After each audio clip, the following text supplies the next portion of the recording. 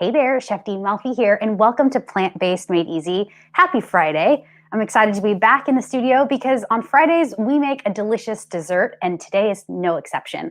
I'm going to show you how to make a cranberry apple crisp. It is so super simple. I've modified one of my favorite recipes and I've made it even simpler for you so that you can follow along. And I don't know about you, but I'm feeling the heaviness of the state of America and the world. And so today I need something that's comforting. And there's nothing more comforting to me than to make something like a baked good, something sweet, bubbly, and delicious. And that's absolutely what this crisp is. So if you're here with me, let me know that you're here with me. Type your name and where you're watching in from in the chat box. I can see who's here and I would love to engage with you. And if you have any questions along the way, you can let me know, all right? Hi, Marie, and hi, Charisse. Charisse, I know it started snowing in Chicago, right? You staying warm? I hope so. Hi, Mom. Good to see you. All right, let's get going. So let's make this cranberry apple crisp super, super simple. First things first, I'm going to get my heat source. I'm going to actually use an induction, but you can use gas. And I'm just going to use a small little pot and I'm going to core and then dice my apples. And I'm going to get it working slowly with a little bit of water. Now you can use a little bit of oil if you want, but this recipe, I like it to be oil free. So I know, Mom, you're really happy about that. So am I. I want to say hello to Notre Dame game. I want to say hello to, oh, Marie, I already said hi to you.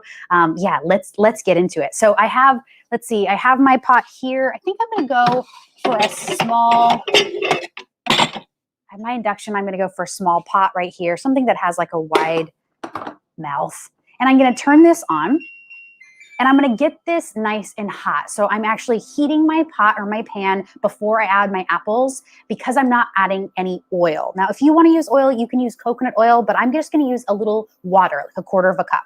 So now let's talk apples, all right? So I'm going to do a split screen here so that you can see with me. And I have these beautiful apples here. I'm going to use 3 apples. 3 to 4 will work really, really well. Now I'm using a Panova apple. Have you ever heard of it? This is a really nice variety of apple. I love it. Let me show you the little sticker here because I saved it. This comes from it doesn't say specifically USA. I think it's Washington State, but I want to show you the sticker in the overhead cam. I know you're thinking, what? Why is she showing you?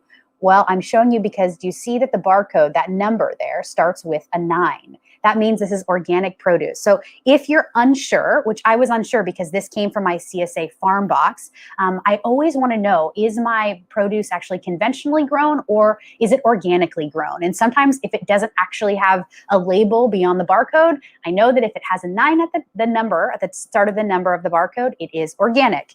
And if you guys want access to a CSA farm box, that's a community supported agriculture box. It's like a farmer's market delivered right to your front door. Do you like how I said that? Farmer's market.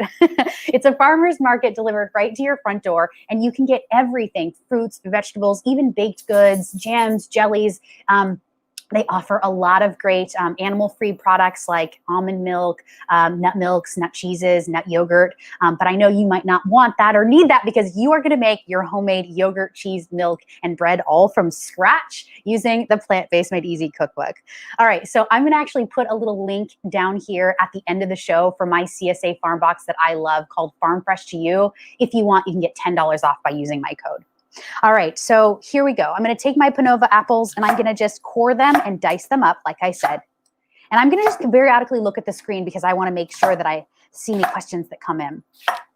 Yeah, Charisse, I know it's cold in Chicago. I bet. I remember my college years in Chicago. I was there during the winter months, and I remember being freezing. Like I would go outside and, excuse me, while I grab my trash can, I would go outside and like my nose hairs would just like freeze on command as soon as I like walked out of my house, like out of my door. It was like so cold all the time. So you're strong, Charisse.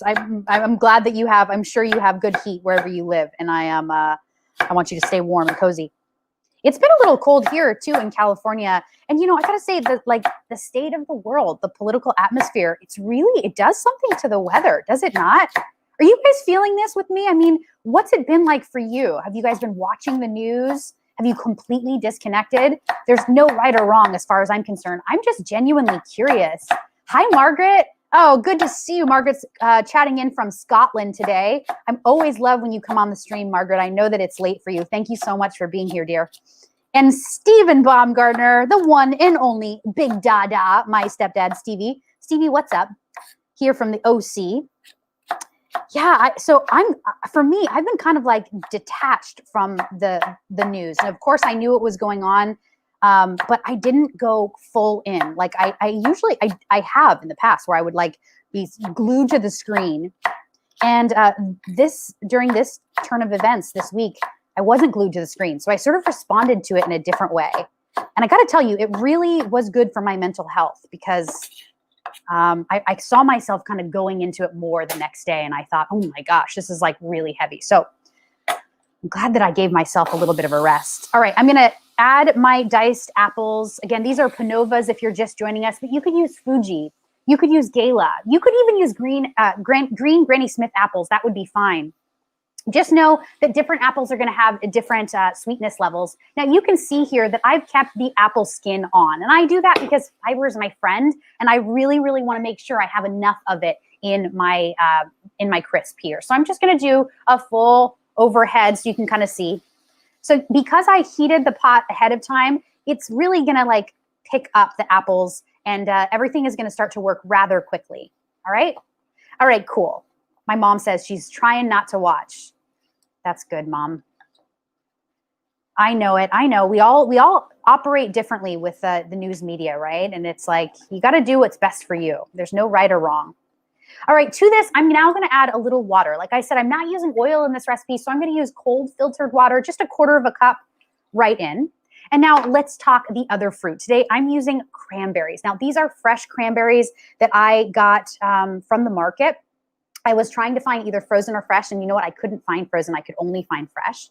I adore cranberries. Cranberries are a beautiful kind of pink red fruit, very, very tart. They grow inside of a bog. So it is like a shallow body of water with lots of green matter. And it creates this really kind of juicy and plump, very hydrated fruit. And they're really, they're not great to eat raw, so they're really best cooked. Or you can use them in smoothies and things like that, but they're extremely tart. Now, as you cook them, the sweeter they get. So I'm gonna add rinsed, completely cleaned, 1/4 cup or more. I'm using about 1/2 cup because I'm using one less apple. And you guys, if you are unfamiliar, if you're wondering, well, where is she getting this recipe? I'm getting it right here. This is from my Plant-Based Made Easy Cookbook. This is issue number 6, available right now. This is the cover. And this was delicious. Did you guys make this? This was the recipe from yesterday, the teriyaki spring rolls. OMG, those are really good. Those kept me feeling good. All right, so I have my cranberries in. I've got my water in, and I just really want to cook this down. Now, I'm also going to add some sweetener. Now, this is totally optional, and it's totally up to you. For me, I love adding maple syrup, so that's what I'm going to use today. But if you want to use agave nectar, I have that here. I'm going to show you. You could use organic blue agave. If you wanted to use date nectar, you could use that. I just wanted to show you a couple different options. I'm going to use a few of them in this recipe. For right now, I'm going to use maple syrup for the fruit, because the maple is going to add not just a sweetness, but almost kind of a floral element, which I really like. It's maple syrup has that distinct sweetness, right? So I'm just going to add about a teaspoon or so. Not very much. Like I told you in the description, this recipe, this dessert is very lightly sweetened. Now I want some flavor agents as well. Now I'm going for pumpkin pie spice and cinnamon because, as Tabitha Brown says, that's my business. But I absolutely adore cinnamon. I think it's really good for us to enjoy cinnamon in our baked goods because it actually will curb your appetite. So you don't eat as much, which can be good. Definitely can be good for me because I definitely have a sweet tooth and I can eat sweets. So I'm going to add some cinnamon here. About a teaspoon of each. And this pumpkin pie is done. I'm gonna add a little bit more cinnamon. Yeah, Margaret, and this is interesting coming for you, Margaret. I'm just gonna put your comment on the screen. She said, I did the same, made me feel less disillusioned about the situation, just to kind of remove yourself from the situation. But that's coming from Margaret. Margaret lives in Scotland, so she's not even American, and she's doing what she can to actually be healthier and feel more balanced. Good on you, Margaret. I appreciate that. Thank you for that contribution. All right, this is good. Now I'm gonna come back and show you as soon as the spices hit the pan, you can see it sort of coats everything. I'm going to show you in the overhead, and it's starting to bubble, right? This is exactly what we want. This is not going to take long at this point. Now, the last thing that I want to add is arrowroot. Now, let's talk about that. Let me cover this first. What did I do with the cover? I kept it right here. Cover this and just let it steam up while I talk to you about the last ingredient for the apple cranberry mixture. So this is arrowroot. We're going to add a little arrowroot to our apple cranberry mixture here in our pot in just a second. Now, what is arrowroot? It's a starch. It's really important for us to still be able to use thickening agents if we are whole food plant-based. And I am not whole food plant-based 100% of the time, meaning I do a little oil, a little salt, a little sugar in my recipes. I don't exclude those ingredients, the SOSs. Now, if you are completely a whole food plant-based eater, that means that you do not consume any salt, oil, sugar, or processed foods, of which this is. This is actually considered a processed food. But here's the caveat. This arrowroot starch or flour is actually less processed than cornstarch, all right? And I really like it because it has a neutral flavor and it works like on demand very, very quickly. It's going to, as soon as it hits the heat, it's going to thicken the sauce and the liquid that it's kind of surrounded in, okay? So we're going to use about a tablespoon of this. Let me grab a tablespoon. Okay. Open this up here. Ooh. And it's just a white powder. It looks just like cornstarch and it works just like cornstarch. It's just got a whole lot less processing. So that's why I like it.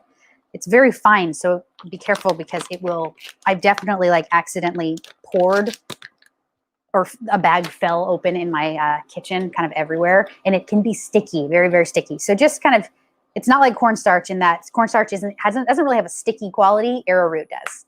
All right, so give this a mix. I'm going to do an overhead so that you can really see this. You can't really see much about it other than you can see some white bits here, right? I just need to like fold it in. And as I'm doing this, the cranberries are popping. I can smell that the cinnamon and the maple together are creating this nice syrup. It's really, really good. Okay, so here's a good question. I'm just going to pull down the heat really fast. I'm going to now let it go because I folded in all of the arrowroot. I'm going to take this question. This comes from Roberta. This is my mom, you guys. She says, every time I use arrowroot in sauces or recipes, it gets really sticky. She needs some help. Okay, so mom, I'm going to help you with this. So really, a couple things that you need to know is as soon as arrowroot hits heat, like I mentioned, it is going to solidify or get sticky or jelly-like. So use it at the end of your cooking. And try not to overcook it. So you can see I kind of waited to add it to my apple cranberry filling here. And at this point, you know what I'm going to do? I'm going to turn off the heat because I don't want it to get overly sticky. So I hope that's helpful. You want to use it at the end and you want to quickly heat it or quickly add it to your liquid by like creating a slurry or whisking it in. And then that's it. And it will get thick and jelly-like on its own. So good question. Thank you for that. All right, so I'm going to come back to this. I'm just going to kind of leave it sitting for a second, but let me just make sure that I have that consistency that I want. I want like a really kind of nice, kind of thick syrup around the fruit. Give me nice. That's perfect. And I want to taste for seasoning just for cinnamon and tartness of the cranberry. So yeah, you should taste it. I got one little piece of apple, one little piece of cranberry. Here we go. Cheers. Oh yeah. Just popped in my mouth. So good. Okay.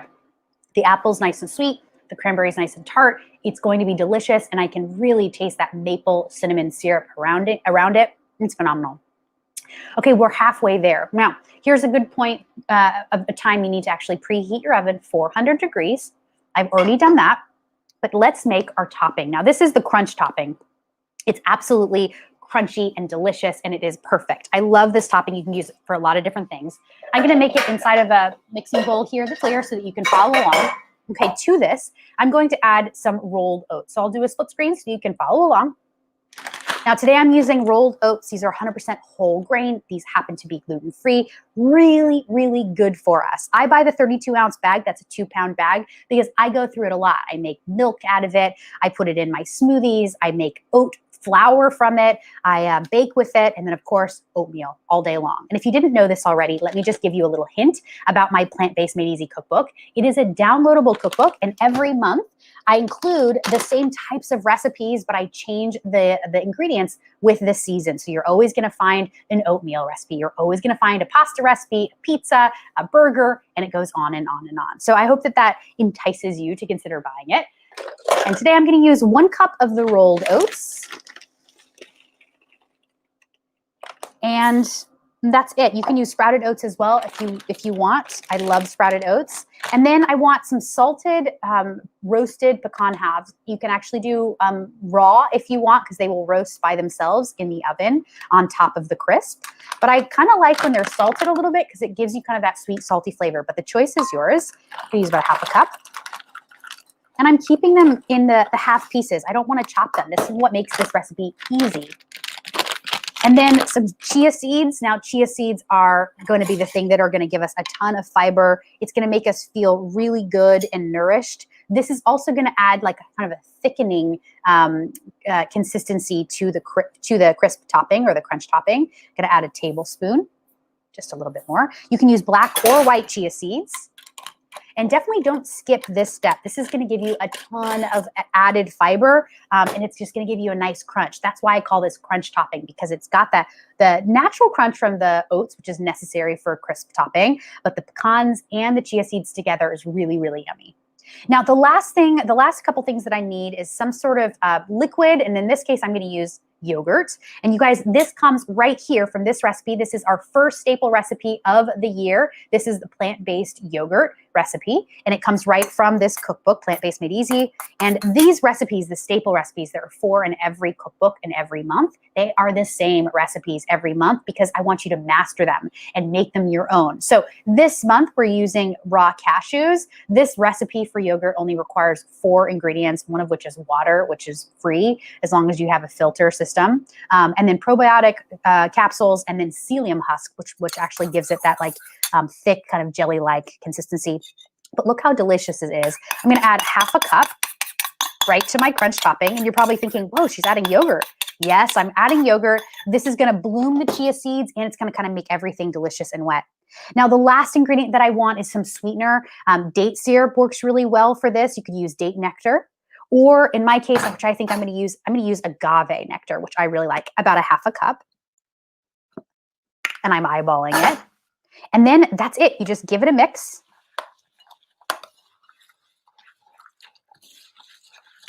And trust me, this might look weird. It's like, yogurt, oats, nuts, seeds. You're thinking, what in the world?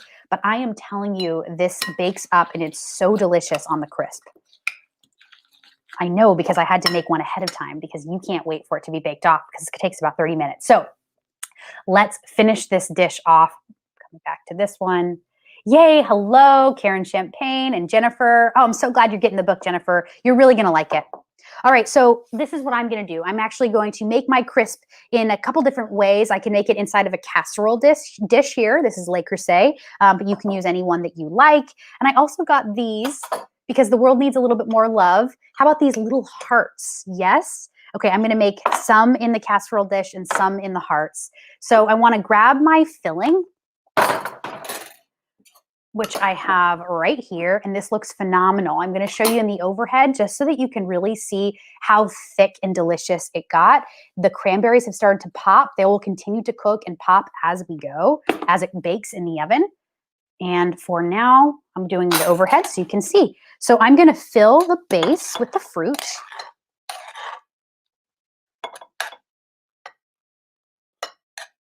Perfect. Can't forget my heart. These are so cute. And you don't want to fill it too high because you definitely want there to be enough space for the topping, the crunch topping. This one can hold a little bit more. This looks really good. And the best thing about, I think, this crisp is that it's sort of like the cranberries dye the apple pieces. So it's really kind of nice. It looks nice. It like everything gets that like blush pink. And this, you're just kind of layering it on. And as I'm doing that, I'm kind of pressing it down. Just like this. Of course, you can use any rolled oats, like I said, but any nuts as well, and any seeds. Let's say you don't like chia seeds. Maybe you want to try hemp seeds. That would be fine. That would add even more protein. Whatever you want to make this your own. You could add walnuts to this mix. You could add cashews. I think pecans are my favorite because it really, really goes well with the cranberry and the apple, but the choice is yours. We have a couple people in our group that are from Southeast Asia, and it's very difficult for them to find certain nuts. So I always try to, because we have a global audience, I want you guys to know you can truly make these recipes your own. Whatever delicious whole plant foods that you have, nuts, seeds, legumes, beans, right? Use what you have. Use what's available in your market. This looks really good. Now I really want to make sure that it's nice and pressed down. And if I can press it down, here's what happens. The juice that is going to start to bubble up will kind of stay inside the casserole dish or the ramekin. And we want it to stay inside because we don't want all the juices to kind of fall away. I want to put one pecan on the, just really on the top so that people know what's in this. And then maybe I'll take a few of these pecan pieces and kind of just showcase them as well. So people really kind of understand what they're about to sink their teeth into. This looks fantastic. Okay, so at this point, now all we have to do is bake it off. It's super duper simple to do so. What I'm gonna do is I'm going to take, actually pause, I'm gonna grab a different one. Okay, I have my baking sheet here and I'm going to line it with a baking liner. You guys, if you want one of these baking liners, check out my Amazon page, my kitchen storefront at Chef D Malfi. I'll put the link down as soon as this is over. And I use the baking liners because it's going to capture all of the juice that may bubble over and it's not going to ruin your pan. So this looks great. This is ready for the oven and in it goes. It's going to take about 30 minutes. Let me just set my timer here. And that's it. I'm telling you, I baked this off last night and it was so yummy looking. I didn't actually get a bite because I wanted to reveal the final product. So let me show you. Dun, dun, dun. We have our pre-baked crisp. Will you take a look at this? Gorgeous, right? Yum. This looks so good. I'm going to go full on. I want you guys to see how delicious. Yes, a little bit bubbled over, but this looks really, really delicious. Yum. I don't know why the camera got a little fuzzy. All right, I'm coming back to this one. I can't fix it. Oh, well. Let's see. One more thing I'm going to try. Add to stream. Come back. Come on. Catch me. There we go. Focused.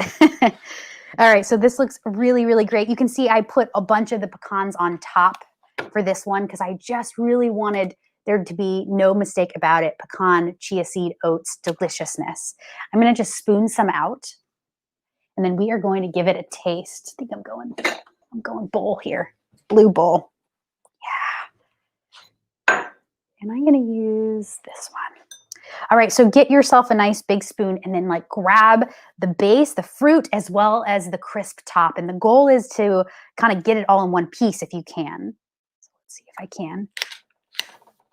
Oh yeah, I can. Do you see how I'm doing that? I can like really grab it all in one piece. Give it a plate. Oh my gosh, this looks amazing. This really does look like a beautiful dessert. I have to give it a taste now. I've been waiting, putting this aside. And before I do, I just want to give this food a little gratitude. Thank you so much, food. Thank you for all that you do for us, helping us to feel good and strong. And I'm about to eat you. Coming in, and I want a little of everything. A little of the oats, a little of the pecan, apple, cranberry. Cheers. Do you hear that? You guys are going to love this crisp. I'm telling you, I was seeing if you could actually hear the crunch. The crunch crisp topping is so delicious. Try it. Like I said, one time the way that it's written, and then you can go ahead and modify it and make it your own. But I'm really telling you, this recipe is so simple and it's so delicious. You and your family are going to love it. So that's all I have for you today, you guys. Thank you so much for being here. Just a quick announcement about next week. I am only going to go live on Tuesday and Thursday. I made a mistake on Wednesday when I mentioned it. I'm trying out what are the best performing days. So this week we went live on Monday, on Wednesday, and on Friday. And I got to see which of the days of the week of these 3 days worked really, really well. And I think it was Wednesday. And so next week I'm going to experiment with going live on Tuesday. We're going to have a guest in-house, Kelly Pfeiffer from Eat the Rainbow Kids on Instagram. If you haven't followed her on Instagram yet, do that now. She's awesome, but her feed is exquisite. It is gorgeous. It is all about rainbow colorful foods. And she's really, really wonderful. So she's going to be my guest on the show on Tuesday. That's January 12th. I hope that you'll come back for that. And then I'm going to come back into the studio on Thursday, and we're going to make a snack recipe, smoky vegan beans toast, which I absolutely love. So please join me next week on Tuesday and Thursday. I really look forward to continuing to cook with you. And if you have questions along the way, you let a sister know, okay? You can get a hold of me in any way. You can send me a DM on Facebook or IG, or send me an email.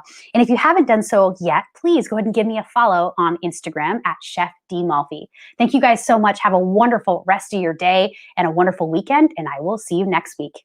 Peace.